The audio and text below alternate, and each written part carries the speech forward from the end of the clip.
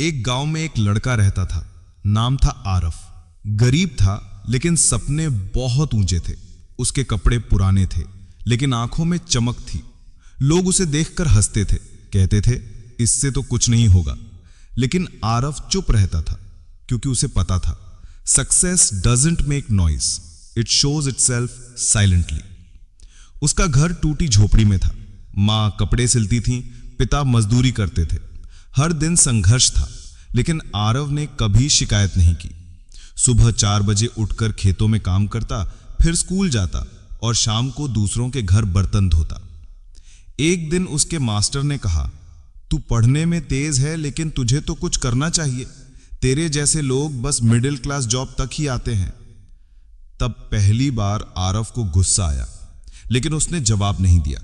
उसने खुद से कहा, I will prove them wrong, not by arguments but by results.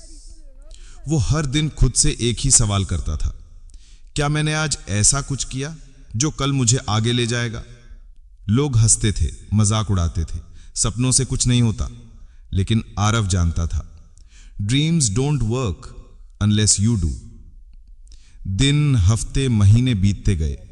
दोस्तों की पार्टियां, रिश्तेदारों की शादियां, उसने सब छोड़ दिया। कई रातें ऐसी गईं जब पेट में अन्न नहीं था लेकिन हाथ में किताब थी। कभी बिजली नहीं होती थी तो लालटेन में पढ़ता।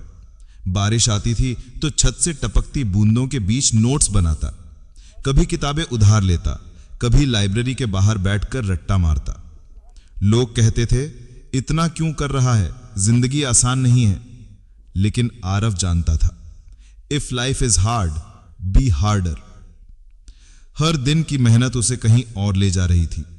अब वो सिर्फ आरव नहीं था, वो एक मिशन बन चुका था। एक दिन कॉलेज का फॉर्म आया। फीस थी 1000 रुपए। मां ने अपनी आखिरी चूड़ियां बेची और कहा, जा बेटा, अब तुझे रुकना नहीं है। उस दिन आरव की आंखों में आंसू थे लेकिन दिल में आग। उसने खुद से कहा, one day I will make her wear gold bangles with my success. College में भी हालात आसान नहीं थे। हर जगह अमीरों की भीड़ थी लेकिन आरव अकेला चलता रहा। जब दोस्त पार्टी कर रहे थे वो लाइब्रेरी में बैठा रहता था। जब सब नींद में थे वो संघर्ष के पन्ने लिख रहा था। रात के 3 बजे तक पढ़ता, फिर सुबह भागकर क्लास जाता, काम करता, पढ़ाई करता, ख्वाब बुनता। एक बार उसका मजाक उड़ाया गया। एक लड़की ने कहा, तू तो गांव से है ना, तुझे क्या समझ होगी इस बड़े शहर की।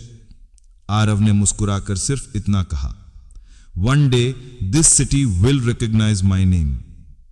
वक्त बीता। एक दिन ऐसा आया जब वो एक बड़ी कंपनी के इंटरव्यू में बैठा। बाकी सब ब्रांडेड कपड़ों में थे, वो अपने छोटे से बैग और सादे कपड़ों में। एचआर ने पूछा, तुम्हारे पास एक्सपीरियंस क्या है?